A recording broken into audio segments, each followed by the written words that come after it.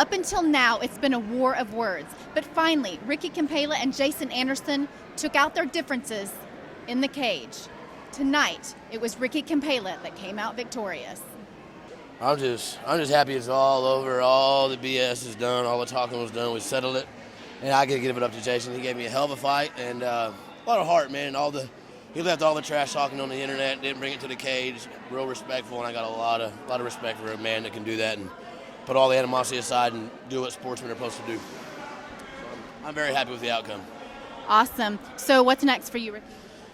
Whoever they decide to put across from me, man, I'm not picky. I don't go asking for fights. I don't go around picking my opponents. I let the people on my team do their job. My manager picks my opponents. I agree to it, and I do what they tell me to do. And looks like I got to step up competition because, well, commission says so. So we'll see where it goes. Hopefully a good one or two more wins, and then in Bellator stage, UFC, something like that, hopefully real soon. I thought that was probably coming up pretty soon. It looks like you've got a pretty tight record going on.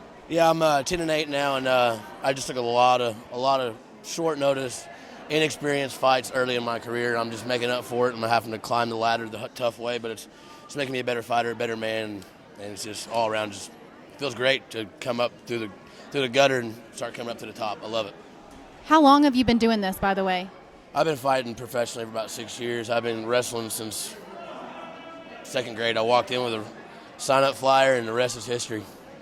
So, did you wrestle for Jones High School, or? I wrestled for Jones all the way up until like 5th or 6th grade, and me, Johnny Hendricks, his dad, and a couple other select elite wrestlers took off to Edmond, Hawaii, and then we developed a team Oklahoma at the Oklahoma University wrestling facilities years ago, and we're all still doing our thing. Johnny's a top contender in UFC, and the rest of us are just climbing the ladder trying to get up there with him.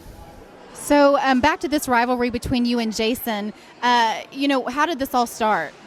We were supposed to fight 2 Aprils ago in McAllister, and the show was canceled the day of the show, and he had just went around and was talking trash and bad-mouthing me. We've never met. I'm not the kind of guy you're going to disrespect my name and run it through the mud and just get away with it without me not saying nothing. So it just built up, and got the weights worked out, and then finally just got up here and got the job done. Yeah, I thought it was a draw or I was going to win, but I got to look at the tape and see what everybody else seen. It gets a little weird when you're in the cage. So definitely earned some respect, I think, and he earned my respect. So. Yeah, you guys both hung in there to the very end. I mean, it was just, fierce from the audience, from our standpoint.